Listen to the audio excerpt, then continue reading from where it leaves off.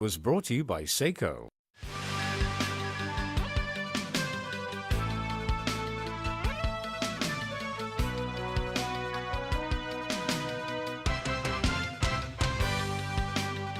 And welcome back. A report on upward mobility of young people shows they are facing more challenges today than 2 decades ago. The report says young people have to overcome greater obstacles in starting businesses and buying their own homes. Liz Yoon has more. The Bauhinia Foundation Research Center spent more than a year looking at the challenges facing young people aged between 15 and 24. A study was carried out to find out the number of years needed for a couple to save enough money for home purchase. It showed that today's couple would need 14 years to save enough for the down payment of a flat that is 400 square feet or smaller.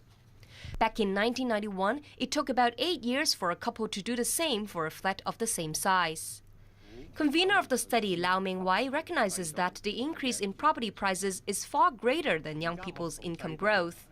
He believes more youth hostels are needed. 1,000 certainly isn't enough, given how many people we have in Hong Kong generally.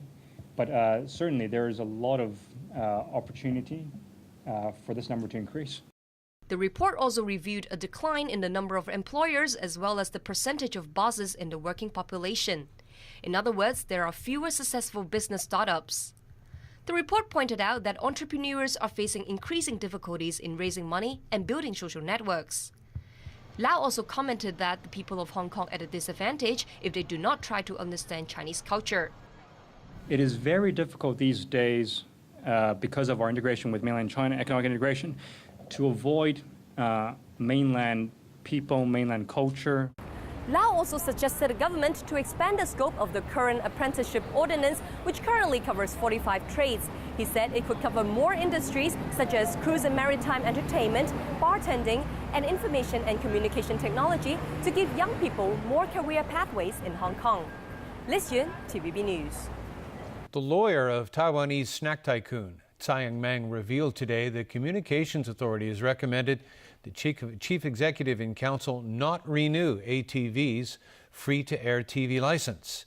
This came to light during the High Court case in which Tsai, an ATV shareholder, is asking the court to appoint an independent supervisor to the TV station's board of directors. Tsai's lawyer said the Communications Authority issued a letter to ATV in September giving reasons for its recommendation. It said ATV has not been able to offer a satisfying proposal on ways to improve its management, and that key investor Wang Zheng has been interfering with ATV's operations. The lawyer also revealed ATV lost $378 million last year and has a gross debt of $1 billion.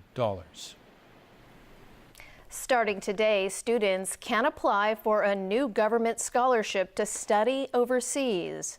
The Education Bureau says all qualified students with excellent academic results are welcome regardless of their political background. Stephanie Choi reports.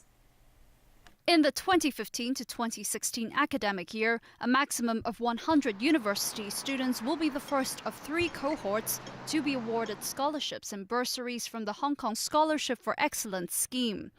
They will be able to attend undergraduate or postgraduate programs in renowned institutions abroad.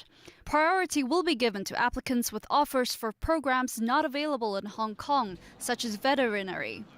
Candidates will be shortlisted by a steering committee based on their academic achievements and personal attributes. What about students who have participated in political movements such as the Occupy protests? Will they be considered? The steering committee says yes, if the applicants can justify their actions. Successful applicants may be awarded scholarships of up to $250,000 to cover their tuition fees without any assessment of their financial status. Qualified underprivileged students may apply for bursaries, which will grant them an extra sum of as much as $200,000. But students will have to return to Hong Kong to work for at least 2 years after studying overseas.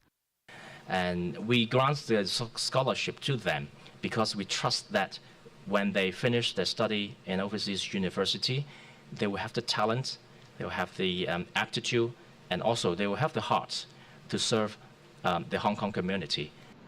but students may have to repay the scholarship or bursary in full if they fail to meet the scholarship requirements. Application began today and will be open until January next year. Candidates will have to go through rounds of screenings and interviews, and their scholarship offers will be confirmed in August. Steffi Choi, TVB News. More overseas news now, and after a year of effort, 6 world powers have failed to reach a nuclear deal with Iran by the self-imposed Monday deadline. We would have preferred to finalise a comprehensive solution here in Vienna.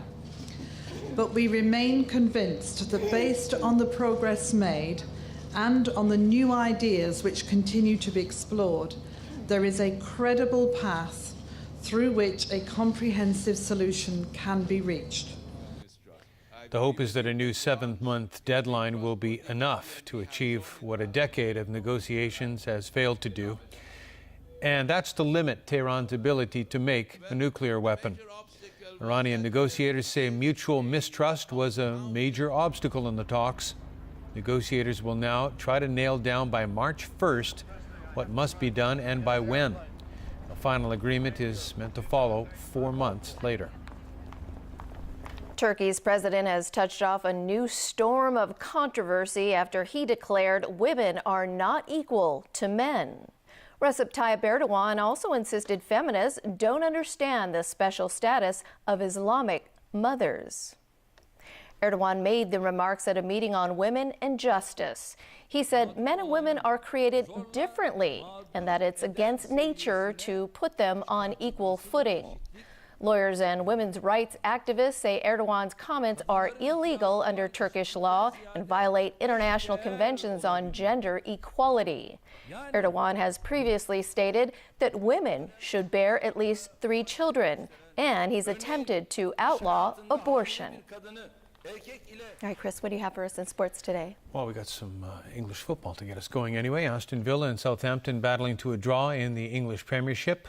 Paul Lambert's team hasn't won a match in more than 2 months. Villa did get